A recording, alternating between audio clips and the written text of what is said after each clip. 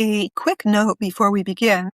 One of the questions in this conversation was inspired by an interview Rikki did with Scott Wolf. So I wanted to give credit where credit is due. My goodness, I'm so excited. I get to sit down with the incredible Rikki Lugo. We're talking about dance, determination, a little bit of sneaking chocolate, and what it really takes to keep going when things don't happen right away. Thank you so much for joining Still Finding My Voice. I am so excited. I'm like over the moon today. I cannot believe it. I have I was going to say my first dance teacher, but actually she was my second dance teacher, right? Because her sister Anita was my first. But anyway, I want to welcome Rikki Lugo on Still Finding My Voice. I'm just so excited. You look fabulous. Well, I'm alive. Hey, that's a good thing. That's wonderful. 86-year-old alive. Just beautiful. I met you when I was 6 years old. I remember, I'm not sure if you remember, Anita, your sister, was teaching at the Parks and Recreation, and she couldn't, for whatever reason, she couldn't teach the class. So you came in and you were pregnant with Toby, your oldest daughter, and I just remember how funny you were. Because here we were in a very serious classical ballet class, but Rikki came in pregnant and just laughing up a storm. I'm like, like her. I always had a silly sense of humor. You sure did, and that's what made it fun. I still do, which is ridiculous. I never grew up. What fun would that be to grow up? I know. Rikki, could you please tell the audience how you started in dancing? I understand you were about 4 and you always knew that you wanted to be a dancer. Well, the only thing I remember, really, I guess I was lucky to remember something at 4 years old. When I was little, my mother started me a dance class. I just told everybody that I was a dancer. And when my relatives asked me as I grew up, what do you want to be when you grow up? I said, well, I'm a dancer. I'm already a dancer. I just never, ever thought of me as anything else. I don't know why. I don't know why. Even when I was 4, I just told my mom and dad or my relatives I was a dancer. I never stopped thinking that. So did your mom and dad play music quite often in the house? Well, my mother was a concert pianist who was raised practicing 7 hours a day. She was one of those disciplined people that practice makes perfect.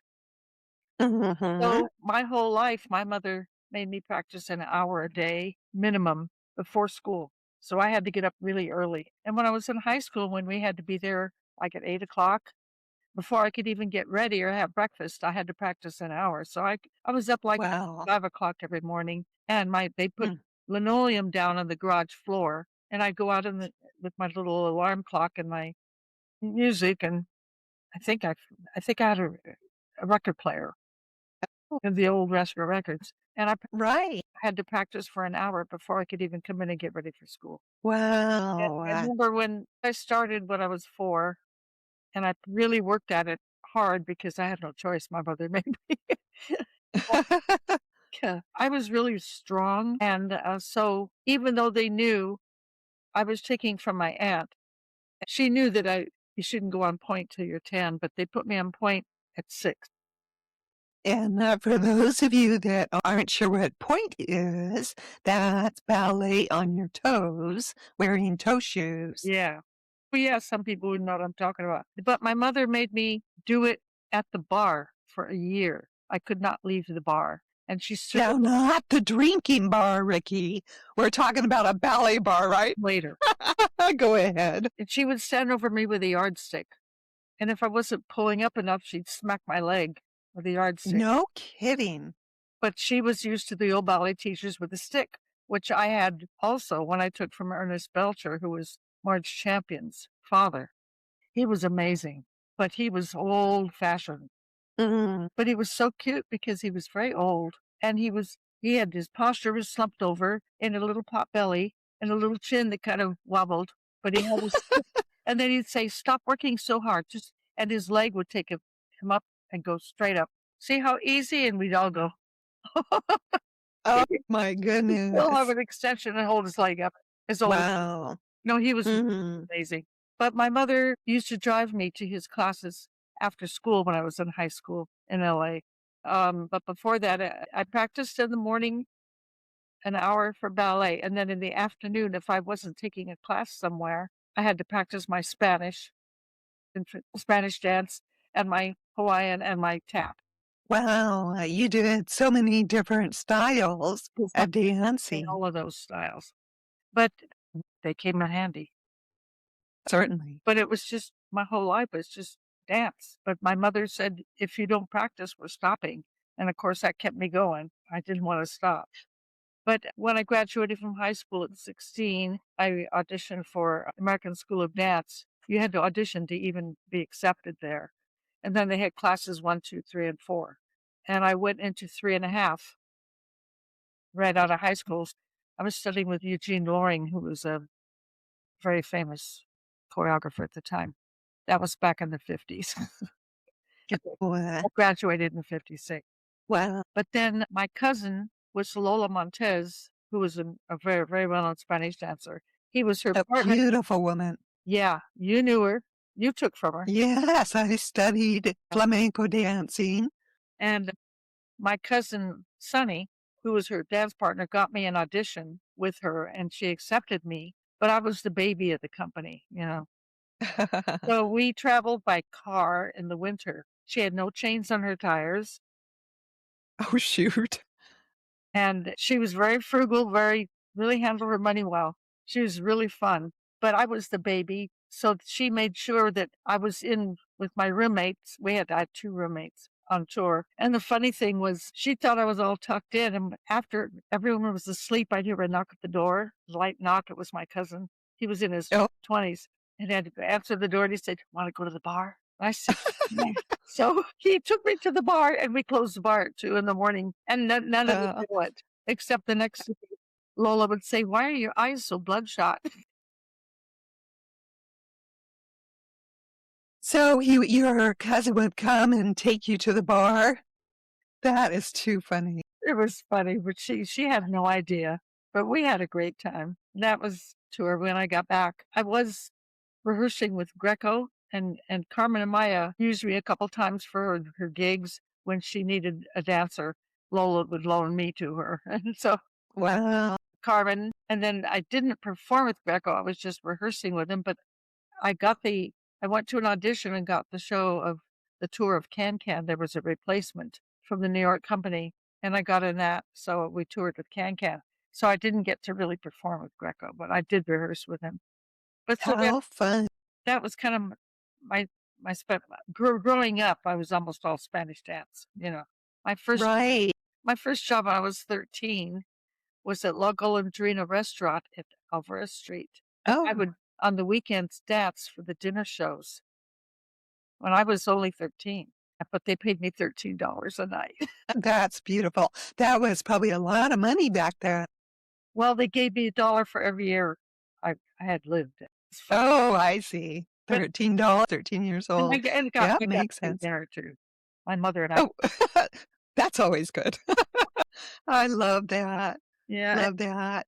when I was 12, though, I did a TV show, but it was a contest called Hollywood Opportunity with Harry Babbitt, and, I did my can-can on toe for that, and I won. But back then, you know what the prizes were? I have no idea. A dozen roses, a case of RC Cola, and a Ben wristwatch, and A that was a wa wristwatch? a Ben wristwatch, yeah. Oh, But I mean, look what they get now. right, right. I mean, American Idol, they can give 'em a case of Coke and Yeah, yeah. But, years later, I saw him in the '80s. okay.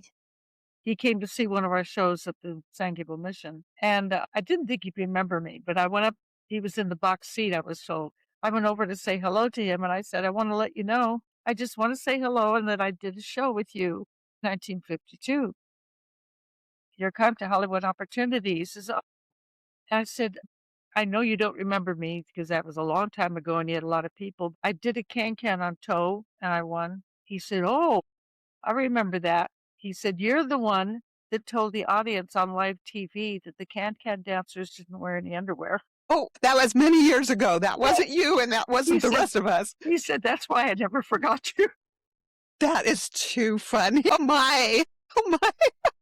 You were so wise beyond your years, even at that That's age. what my buddy told me, that back Right? in Paris, they didn't wear any pants, Mm, but we wear ruffle pants now.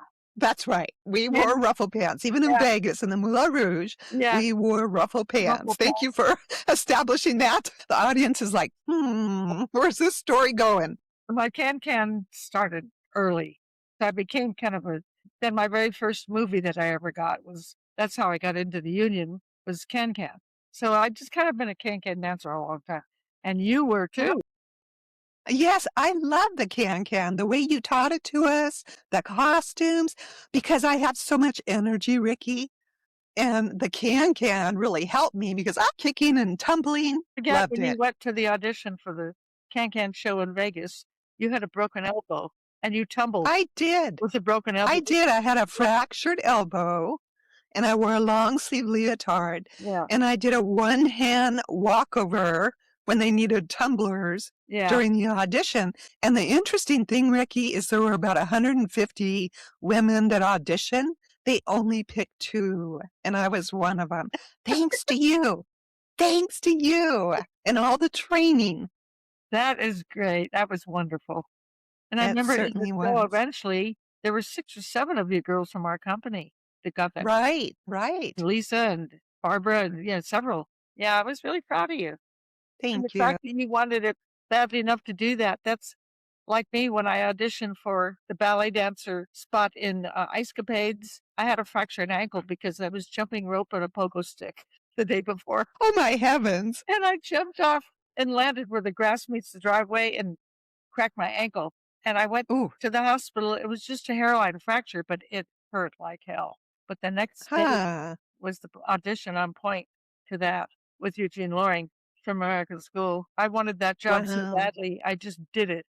I got it. I got it, but oh boy, did it hurt. That's perseverance. And could you tell, still finding my voice, the audience, about an audition that took you 24, 25, 26 times? Well, Could you if you tell could that story? That's saw me looking fascinating. at me, I'm not a typical American face. I was not a Gidget.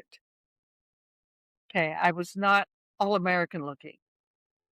And the LA Civic Light Opera, they liked all blondes, redheads. If they had black hair, they had to have porcelain white skin to Mm. look American. Okay. But my cousin Susan Lucky was under contract with them. But Susan, who was the same nationality as me, half English, half Spanish, she was the same, only she was real blonde and white skin, blue eyes. She could speak Spanish and I couldn't. But she kept encouraging me to come audition. So I started, and they did 4 shows a year. I auditioned for every single one, got down to the very end, and then I didn't get it. Hmm. And I got down, and so I thought, okay, I gotta be better. So I just trained and trained and trained with more choreographers and more teachers, more ballet teachers, trying to be better so that I would get the job. And 7 years later, doing 4 out, I got my 27th audition with them. I lost 26. I got down to the end. I was kept clear to the end, and I went in, and they got to where it was they knew me. I said, "Hi, Ricky," and I said, "Hi," I said, "I'm back." And then at the end, this is the one before I think I got the show. At the end, I said, "Ricky, honey," I was down to the last 10 and they took 8. They said, Wow. "Ricky, would you just not the right type?" I said, "You knew that. Well, you knew that when I walked in. You know I'm not the right type. Why am I still here?" And they said, "Well, we love watching you dance." Oh, boy. What a slap in the face. Yeah, and here you are working hard, going to all the different dance classes, thinking that if I just work a little harder, I'll get the job. It had nothing to do with that. You were already a great dancer. But I didn't look like Gidget, I didn't have the Mm. all-American look. And the same thing when I did movie work. I did a belly dancer, Indian, Jewish, So you were a European. typecast. I was typecast and everything. And I just thought, well, that's the way it's going to be. I can't help that, but I'm just going to make sure that it's not because of me not being able to dance. So Right. I just kept studying and working my butt off with every teacher I could find. I was on scholarship at American School, and with that, they said you can't go anywhere else to take class. You have to only stay with us. But on my way back home, before I caught the bus, I would take a class from Carmelita Marachi or Ernest Belcher or somewhere. I would sneak and take a class on the way home after taking 5 classes during the day. Yeah. You were serious about your craft. I Yeah. love that. Yeah. Yeah. Well, Speaking of sneaking, can you please tell the story about a salad, a hard-boiled egg, and a chocolate bar? What is up with that, Rikki? when I was doing the movie Babes in Toyland, Annette Funicello and I became pretty good friends. And we both have Mediterranean bodies. We had to watch our calories. Mm. So we Oh, is that my problem? I have a Mediterranean body? I didn't know that. Thank you. but we used to joke about it. And we always had lunch together because we both ate with Tom Mahoney, the choreographer. He was the original. He was the choreographer when she was in the original Musketeers. So she knew him for a Okay. long time. And I was Tommy's basically his assistant. And so we always ate with Tommy, but he watched us like a hawk with what we ate. So we would diligently every day get a little dinner salad and a hard-boiled egg for our lunch. And we'd go to Tommy's Ferry, we'd all eat there together, and we'd make sure we left a little early. And we paid our tab at the desk on the way out, and they had a thing of treats, candy bars, and we'd grab a Hershey bar and quick run to the bathroom and eat our Hershey bar before we got back into rehearsal. Oh, that's too funny. We'd That sneak a is too Hershey bar funny. every day, and they know you never knew it. Love that. Oh, it's hard to resist a Hershey bar. Our Hershey bar was a big deal then, you know. Yeah, that's We thought beautiful. we thought we were being really good. So we always left early so we could go grab our Hershey bar and go to the bathroom. We ate it in the restroom. That is too funny. I love that. Love that story. Thank you for sharing that with me. So, I would love for the audience to hear about how you met Bill, your late husband. I adored Bill. He used to tell us, how to conduct ourselves at an interview. If you remember when we were in Jazz, etc., he would type up our resumes for us. He would go over them. I mean, I felt so professional, even though I was like 13, 14, 15. He was so helpful for the business side of dancing that, I knew nothing about. Many of us didn't know anything about it. He was so helpful. Well, he was a very, very unusually wonderful man. He really was. And it took me several decisions, I should call them, that I luckily got out of to find out what I didn't want in a husband. Because I really wanted a family with 2 little girls. That's what I would dreamed of all the time, which I got. But Yes. I found out what I didn't want, especially the reason I went to Las Vegas was to get married to this guy I met when I was there before. And that didn't work out. And I thought, I'm done. I'm done. It's not going to happen. I was 28. I'm going, not going to happen. So being the dance captain of the main room show at the Sahara kept me really busy because I was rehearsing during the day, doing the show at night, partying on the strip afterwards, and water skiing at 6 o'clock in the morning at Lake Mead. I was busy. Oh, wow. Yeah, well, we had Yeah, I say so. hot, yeah. But the Czechs were a group at the Pussycat a Go-Go. And Terry and I used to go, Terry was my roommate, who's still a very good friend. We used to go dancing at the Pussycat a Go-Go when the Czechs were there. So fun. Czechs were the first racially mixed group ever to play Vegas, ever. They came from Indiana. They went to high school together. They joined the Army and the buddy system and won the All-Army Entertainment Contest 3 years in a row, which we'll talk about later with the USO shows you did. Right. Yeah. Anyway, then when they got out of the Army, they just getting booking and traveling all over the United States working clubs. They had an agent, and they were all 5 of them, 3 blacks and 2 whites, riding in a Cadillac with a trailer behind them, pulling all their equipment and their luggage. How fun. They did that for a couple of year and a half or 2 years, and they finally played Vegas at the Pussycat A Go-Go. The place was jammed. They were so good. But the funny thing was, there was a rule there where the whites and the blacks could not sit at the same table, and this is Mm. 1966. Can you believe that? And the guys were good dancers, because they were just like the Checkmates. They had a great style. Terry and I danced with anyone we wanted to. We danced with the black guys, the white guys, anyone. And we sat at the table with them. And they got to where they couldn't. Pretty soon people started following. Everyone started doing that. And they couldn't keep that rule because they would lose their whole audience because they're making so much money. And when the Czech were playing at the Sands, I think I told you this, Sammy Davis was in the main room and they were in the left. And they came back at 8:00. They said, "You guys ready to go on?" My husband said, "Well, when you finish seating the people, we will. There's still empty seats." They said, "Well, the white side's full." No, the black side is full. We can't put the people in line who are black in the white side. And my husband, who was the mouth of the group, the little blonde, blue-eyed white boy, said, "Well, you know what? If you don't fill those seats with those people, you ain't got no show." I love that. On his accent. You can hear it because he used to do that jokingly. And so they were forced for the Checkmates to go on to seat those people. Then it got to where the other hotels, because of that, started doing the same thing.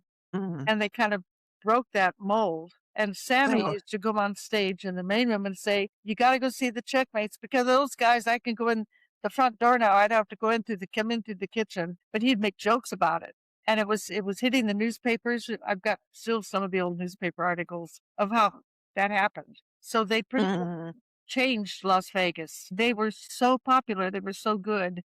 They were at the Caesar's Palace when I was dancing there.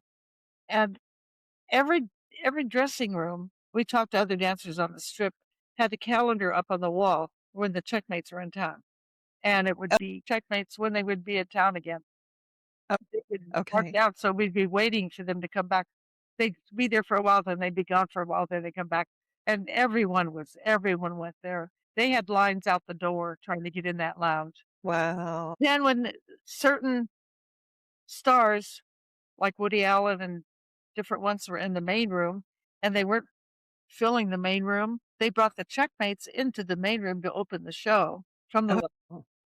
and the lines would be out the door. They Mm.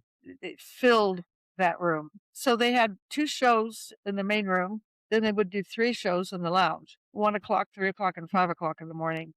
And because it was after the main room shows, the stars on the Strip like Elvis, Sammy, Bill Cosby, all those people would come see the Checkmate show, so the lounge was jammed. Sometimes I had to sit in the light booth because there wasn't a seat for me. Then after a while, they got to where they reserved a booth for me Oh. after we were married. And even Elvis would sit with me because Elvis wanted Bill to quit and be his bass player. No kidding. Yeah. Well, he didn't, he stayed, but then when he left the group and the group folded after that, we needed money, so he did go with Elvis for about 6 months. But he was the nicest guy, Elvis was. He was talking to me, yelling in my ear because it was so loud, trying to get me to get Bill to quit to go with him because it'd be fun for me to travel with him. Oh. Which he ended up That's doing, but I amazing. didn't travel with him because I had to stay home and teach. So when we would go see the shows almost every night. Every night, actually. We couldn't wait to get there. And our show had a different star every month. And this month, Shirley Bassey was our star. And we were doing a stupid, stupid number. We changed numbers for each one. And this one was the costumes were all in feathers. Feather coolie hats, feather skirts, big feather fans. It looked like a staged chicken fight. And the Checkmates were invited to come see our show. Well, they, of course, sat close. You could see them. And we were on the floor doing a fan thing. like this. And Uh, one of my roommates, Sheila, said, "The Checkmates are out there." I said, "Shit," you know? this is before you were married, Yeah. of course. How funny. And I look and Bill was giving the biggest smile. You remember his smile. Oh, And I yeah. thought he was laughing at the number with me. And Right, the thinking, "Oh chicken. my, can you believe this, what we're doing?" I had to roll my eyes because he was close enough he could see me roll my eyes or something. And we were humiliated. Why did they have to come now? Why couldn't they see one of our other numbers? Oh, funny. Embarrassing. It was horrible. And that night, of course, I went to see a show. I did every night. But he came, he was looking at me from stage and flashing his bass at me. What he liked to do was kept the spotlight on the shiny part of his bass, and then he Oh, would flash it, and he kept shining it on me. And afterwards, playing the bass, but the spotlight would shine on I see what you're saying. it would bounce back into the audience.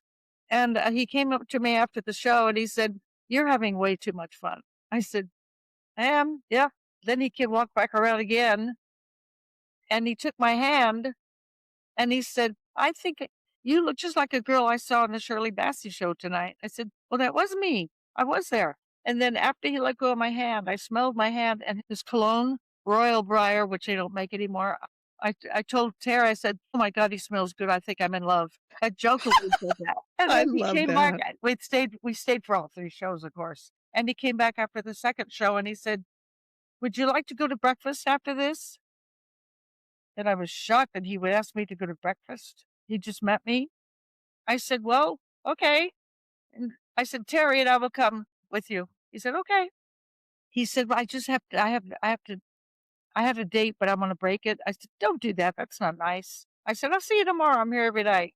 I wasn't even interested in him. All I wanted was to watch the three boys dance, Sonny and Louie and Bobby. And he was the bass on stage left. And the guitarist, Harvey, was on the guitar on stage right. So the three were doing most of the lead singing. And Harvey and Bill, because they're holding the basses, couldn't dance with them. Not that Bill could anyway. It took him 6 months to learn step touch to the music, he said. But so I saw after the second show, he was talking to that girl. I think he was trying to break the date. I thought, "Oh, that's terrible." I told Terry, I said, let's go." I said, we'll be here tomorrow night. I can see it's really awkward and I don't think it's nice. So we left and he just freaked out. But then when I came the next night, he said, "Okay," he said, "I don't have a date tonight. We can go to breakfast tonight or tonight." It was morning. And I said, "Okay."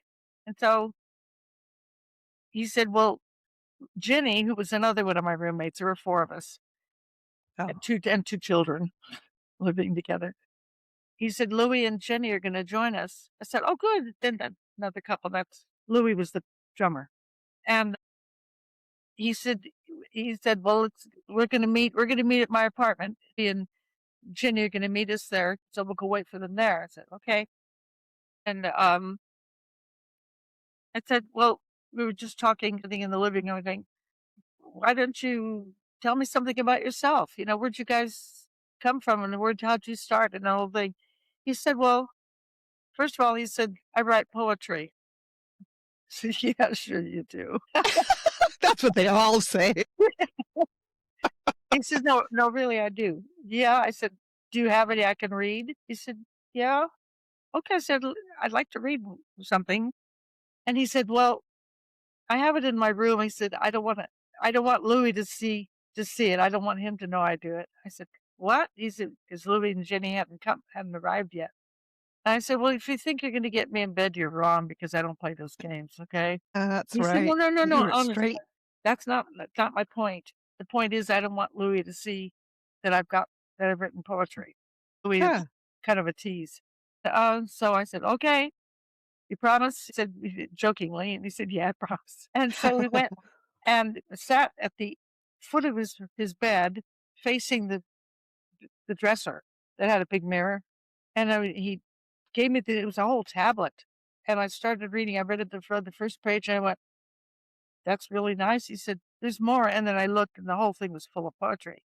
I started Oh, reading the second one, and I could feel him looking at me. I looked in the mirror, and he looked in the mirror, and I stuck my tongue out at him. I went, and he went, then I made a face, and he made a face. Then I made another face, he made another face. We made faces and laughed for 6 hours. Oh, I love that. 6 hours just making faces. It was meant to be. And I thought, I'd never had so much fun with a guy in my life. It was hysterical. And then we started telling funny jokes and just had each other laughing all 6 hours and then making faces again.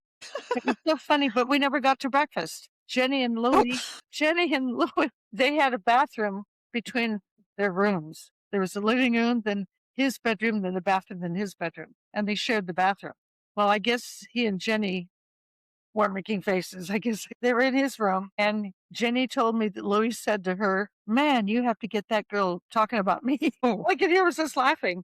And that, Yeah. And he said, "I'm going to go out and get us some donuts and orange juice." I said, "Okay." And so that was it. And then we had orange juice and donuts instead of going out to breakfast because we just stayed and laughed too long. yeah. Then the next night, Bill called my roommate because I wasn't home. And he said, "Is Rikki there?" And talking to Sheila said, "No, she's not." But he said, "I really need to get in touch with her. I really need to. I just hadn't gotten to Caesar's Palace yet to where they were playing." And so he left the number, and then I called him back when I got there. He said, "Cook, you got to get over here. We have a party to go to." I said, "What?" Because they Who's didn't this have cars. we? I had a car. They didn't have cars. I said, "Okay." So I got in the car. I went back to Caesar's Palace. And he's he got it in the car. He said, "Sammy, it's invited us to a party." I said, "Sammy?" He said, "Sammy Davis." I said, "Really?" He said, "Yeah, he has parties at his penthouse all the time." And I said, "Oh, okay." So we went there and we got there and he introduced me to Sammy as his fiance on our third date. And Sammy said, "Well, ma'am, congratulations." And I said, "Well, life's full of all kinds of surprises." Well, I thought he was joking. He wasn't. He wasn't. Then he wanted to get me a ring. And I said, "I'm done with rhinestones. That just looks like another rhinestone." I said, "I don't want one." So one day we were eating Cracker Jacks a few days later, and they used to have little prizes in them. And Right. he found this pirate ring in his that you could squeeze to fit your finger. There's a skull and crossbones, and I still have it on my dresser. And he said, "Here's your engagement ring." And I proudly wore that. Oh, I love it. I had so much fun wearing that because the other dancers on this trip, "Rikki's engaged to a checkmate." It was a big deal. And I thought, it's not a big deal. Let me see your ring. You know how fluffy they can be. Right. Proudly showed them the ring and they wouldn't know how to react. They wouldn't answer. Oh, that's interesting." And I acted with a straight face like it was the biggest diamond in the world. They didn't know. Right. I love that. So funny. I love that A bunch of story. funny things that's all engagement's about is a ring. Come on. Right. Right. It's how big is your ring? Yeah. Look at mine. Yeah. Yeah. And I just thought I was over that. That was a bunch of bull. But I proudly wore that all the time. It was so funny. And that's how I'd love to see a picture of that then after. he was in town for 3 more weeks before he had to go on the road again. He had to go to Hawaii for the next gig. And then I didn't see him. This was in the spring, like May. And we decided to get married August 3rd. So that was in like maybe 3 months, 2 or 3 months later. Mhm. When he came back from Hawaii, we had a wedding in Bradbury, my friend's outdoor patio. And he was in the main room at the Sahara doing 2 shows, 8 and midnight. And then So you were getting married in Bradbury, Well, California. he was working in Vegas at the time. Right. So then they had their shows at 1, 3, and 5 in the morning in the lounge. So he had 5 shows that night. And he caught a plane at 8:30, something like that, and flew here. And I gave him one of my diet pills to stay awake. Oh my. Shouldn't have been taking. And we got married at 2:30 in the afternoon. Then we had to get on a plane quickly by 5 to get back to Vegas for his 8:00 show. Wow. So that was a long. Isn't that like a shotgun wedding? Yeah, yeah. Kind of. Is that fun? That's beautiful. And then you were married how many years 35. before Bill passed? Well, 3 days short of 35 years. Yeah. I love that story that you were both entertainers. You had that in common. Besides your sense of humor, both of you have always had such a great sense of humor. He did too. Well, well, just the fact that we made faces for 6 hours on our first You're like, this guy's special. we saw our faces be the worst they could possibly be. Beautiful. He was so much fun, he was silly, but he was real. Yeah. He was a farm boy, and And then you had tell us about your 2 lovely daughters who I absolutely adore. well, I wanted girls, and I got girls, and they're 6 years apart. Toby was named after my cousin's dog. Her dog was named Toby, and I always Oh, said I wanted a little girl named Toby, and that's so I did that. And then I thought, well, that I need to make a long name for that. It sounds like a nickname, so I came up with Tobrina, Tobrina Elena, which was my sister's middle name. And oh, Elena? And Nina's Elena, middle name is Elena is Elena? Helen in Spanish, and it was my Oh, okay. dad's older sister's name, who died in the um, Spanish flu back years ago. Mm, Toby traveled with us with the Czech for the first 3 years. She lived in hotels and came with us, and that's when we were, like, picked up by limousines at the airport and taken to the five-star hotels where we had a suite, free. I As a dancer, I never had that. We were always right. in the cheap places, yeah. So we had a great time, and, she traveled with us all over. And Mm, then when we got home, she had needed to go to preschool, and she was 3. We couldn't travel with him anymore.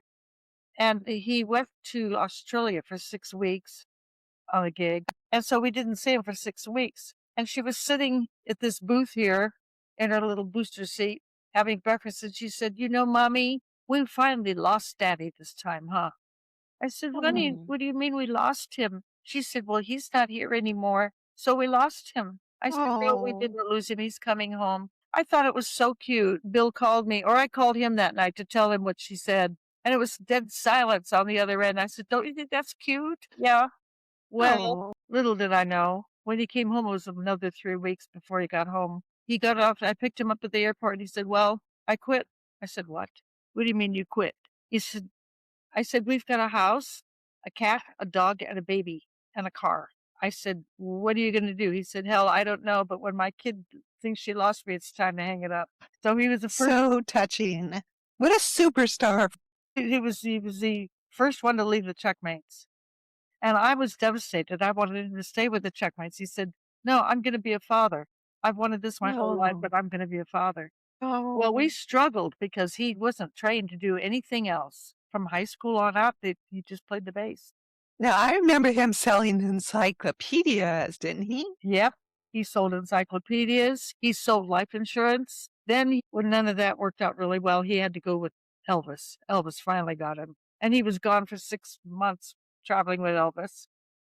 Wow. I reassured Tony that we didn't lose him. He's just working. And after that, he went to school to learn real estate, and that's when he became a realtor.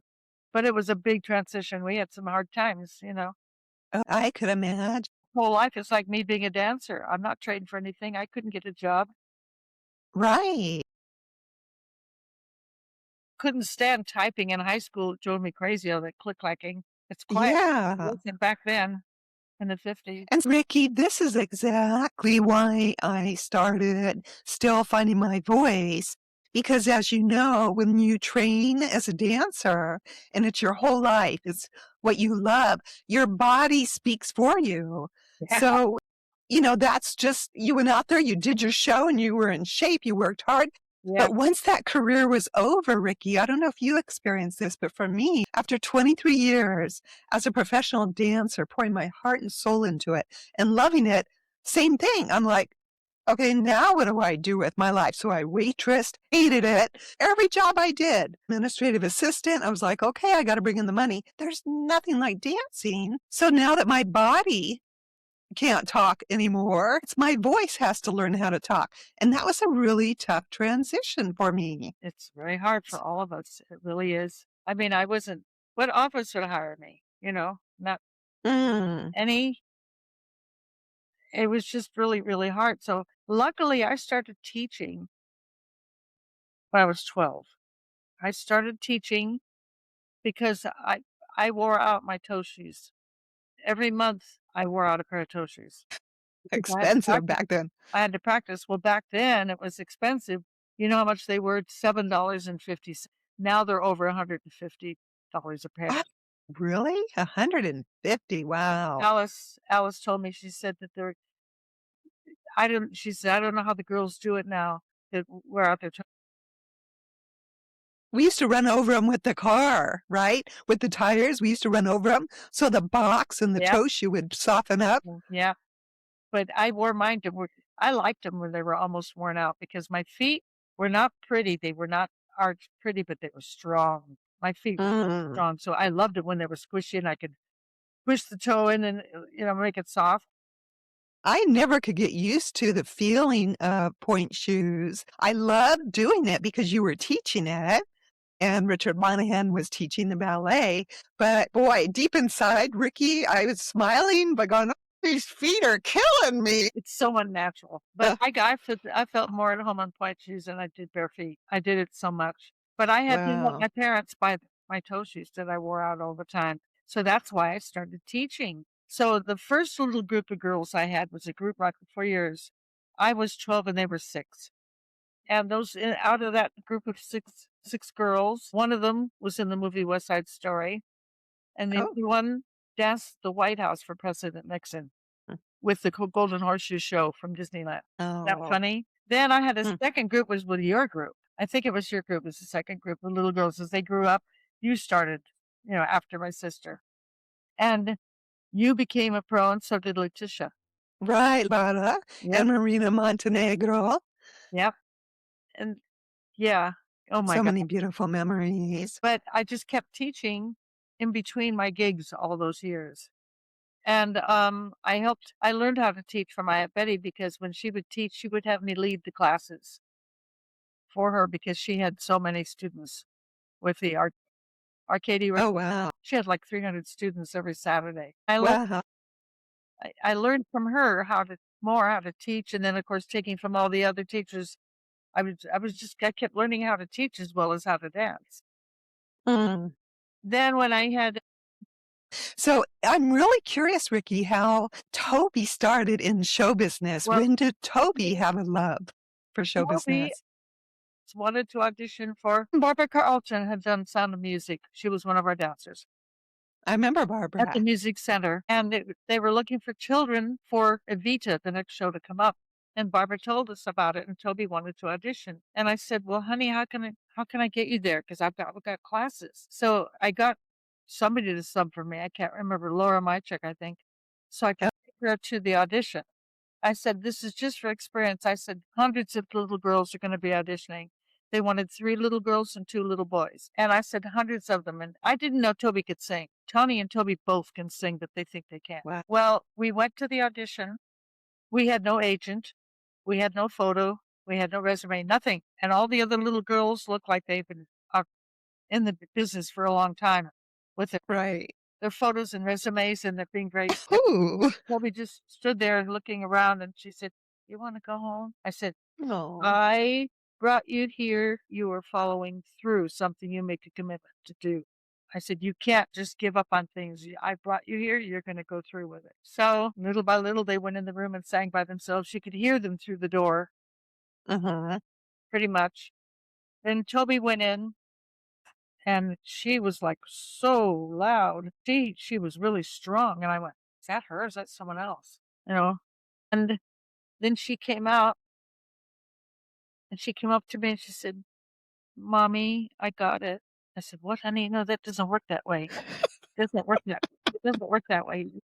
We have to go home or you have to either be called back or they call us, to let you know." She's, but the lady told me I got it. I said, "No, it doesn't." And she was like whispering to me. The other little girls were looking at her like, "Who is this?" Having, Right. Where's her resume and yeah, headshot? yeah. She didn't even have a photo. Then a couple more little girls went in and we were still sitting there. None of us had been dismissed. And the secretary came out, Hal Prince's secretary, and she said, "Are you Tobrina's mother?" I said, "Yes." I thought she'd done something wrong. And she said, "We'd like very much to have Sabrina in the cast of Evita." And I looked at her. I looked at Toby. She said, "I told you, mommy." And I went, and of course, daggers. The other little mothers, the mothers could hear. Right, the stage moms. Yeah, and the daggers I felt stabbing me all over. And I couldn't believe it. And on the way home, I would lectured her about you're not special. Don't don't get a big head. Yeah, I just lectured her about not let her think she was special, that she wasn't special. She was just very lucky. And it's so funny when she was in rehearsal, Nellie and my mother had to take her to rehearsals because I had to teach. One day, Toby said to her, Bill's mom, "Grandma, am I a stage brat yet?" She didn't know what I was calling. I didn't want her to be a stage brat. Am I a stage brat yet? But she ended up Toby could never be a stage brat. doing the She's so show at the sweet. music center. Then they went to San Francisco, and then she was on the album. And she still gets residuals. Her name's on the album. Love that. So talented. The other little girls were mean to her, and the mother was mean to her because their sister didn't get it. She got it. Isn't that so true? That's just like life now. People have a hard time accepting someone else's success Oh, yeah. because they're missing out, and that's such a shame. But you know what? Toby has become such a beautiful young lady. Yeah. Doesn't seem like anything bothers her. And then Tawny been watching classes in her infancy. By the time she could walk, she knew all the choreography and all the numbers. She could be an understudy. So they both ended up being really, really strong. And What? Tawny assisted me when I choreographed on Princess Cruise Lines. And then they had her come back as choreographer. So she worked for them for 6 years, choreographing on Princess Cruises. Tawny. Princess. Wow, that's beautiful. And now Tawny has her own Yeah, studio, well, correct? Tawny was teaching ballet at University of Redlands. She'd never been to college, but they went on her resume. So she had 19, she was teaching college as a ballet Wow. teacher. And now she developed a love for Pilates, and she has her own business now. It's luckily close by. With the price of gas is a good thing. Right. And she has her own studio teaching Pilates, and she's also a health coach. She's certified health coach. And she has a lot of different things in her studio. And her husband, Chris, she met him on Princess Cruises. She was choreographing. He was a performer. Oh, I didn't know that. That's how they met. Wow. Isn't that funny? Interesting. Well, She complimented him. He said in the cast bar, they were all in the cast bar, and she told him what a good performer he was because she had to monitor and kept going on different trips, checking all her shows and kept monitoring. And that's how they met. But then they just kind of emailed back and forth. Then he came to New York for his brother's wedding. He wanted her to meet him there, but she couldn't get off work at Princess to do it. But on their way back to Australia, they stopped in California. So then, no, Las Vegas. Las And Vegas. Connie said, "Okay, I can meet you in Las Vegas. I'll drive there." And when she went there, his whole family, because of the wedding, he had 3 brothers, 2 nephews, and his parents were all with him. So Tawny met the whole family and him Wow. for the Wow. first date. Wow. They fell in love in Vegas that weekend. Uh, And when I came home from teaching that night, when they came back from Vegas, Chris was here and he came out and he says, "Hi, Mom." He called me with his Australian accent. And they got married like not even 6 months later. And they've been married how long now? They got married in 2015. Wow. 10 years, going on 11. Wow. In July, Beautiful. it'll be 11 years. Wow. Well, as we wrap up, Rikki, what advice do you have for young women, young men that want to do something in entertainment? I know things have changed now as opposed to back when we were growing up and working professionally. What about perseverance would you want to tell this young woman or young man about not giving up? You went for 27 auditions. I mean, if anybody knows about perseverance, it's definitely Rikki Lugo. But what do you want to tell people to not get discouraged? What is it deep down inside they need to You have remember? to follow Just believe in yourself and don't let anyone ruin it. Keep going. Yes, Just keep going. Nobody knows you better than yourself. that's very true. So true. You can have people try to discourage you and put you down. Don't listen to anyone. Just listen to yourself. Like Great. we did it. It doesn't last forever because our bodies, nobody wants an old dancer, right? That's so true. But we did it. So true. And we have those. We did it. They just don't give up on anything. I know some people that have auditioned for Disney. They go to one audition and they don't get it. They say, well, Disney doesn't like me, and they won't go back. What's that? I said, what is that? Gotta keep going. Yeah. You can't, if you want to do it, do it. And you can't just assume they don't like you. Maybe something like maybe you don't fit the costume or something, you know? Right. No regrets. That's what I say. When I look back on my life, Rikki, all the lessons you taught all of us dancers, all the chances and opportunities, all the training, I look back and go, wow, I did everything I wanted to do. Just in high school, weren't you, when we did the USL shows? And I remember they used to ask us to spray our perfume on their helmets. Remember that? Yeah. I just remember getting on stage and all the guys cheering so loud made you feel like a princess, you know? And they call us ma'am. Can I take a picture with you? Remember that? Right. Right. And you were Right. All those fun memories. Thank you so much, You Rikki. did great. I do have to tell you the one funny thing that happened to me. When I did Little Abner at Melodyland Theater, which was near Disneyland at the time, Okay. back in the early 60s, Stubby K was our star. And one of the numbers that Stubby K was singing, he was singing Jubilation T-Corn. And on the middle of the stage was a statue of a horse. It was a matinee. And the horse's tail fell off the middle of the stage with the audiences all around. In between show, they glued the horse's tail back on. Evening show, the horse was up, and I guess it didn't dry. All of a sudden, the balloons started flopping down in the middle of the stage, and then the horse's tail started sliding down. Audience was hysterical laughing. We didn't know because we were sitting on the bottom step facing the audience, our back to the middle. We didn't know what was going on. Finally, when we turned around and saw it, we couldn't even sing anymore. It was so. Oh, that's too funny. This horse had glue coming out of its tail, and then it was just not dry at all. And then the tail started sliding. That was one of the funniest things that ever happened to me on stage. But I think I was kind of kicking my shoe off into the audience at the music center. Oh, geez. It went flying into the audience when I kicked. That reminded me in Vegas, in the Moulin Rouge, one of the numbers, we were clowns. We were dressed up like clowns. And so I had a huge flower pot on top of my head as the clown, and we would go into the audience for audience participation. But Rikki, I tilted my head forward to say hello, and a bra fell out of the flower pot on my head on the table of this couple during the show. Thank goodness I was a clown. I just picked up the bra and ran off stage. That is funny. Oh, my heavens. Because, you get dressed backstage and all kinds of costumes end up in all different kinds of places. There's only one other thing. Funny. One other thing I wonder if you remember I wanted to ask you. Remember when all the ladies, the dancers auditioned for Pennies from Heaven? Yeah. They got the movie Pennies from Heaven. Well, I remember you telling us about the audition. You know what I did? Instead of going to that audition, Rikki, I decided I was going to go on the Gong Show. So I went and auditioned for the Gong Show.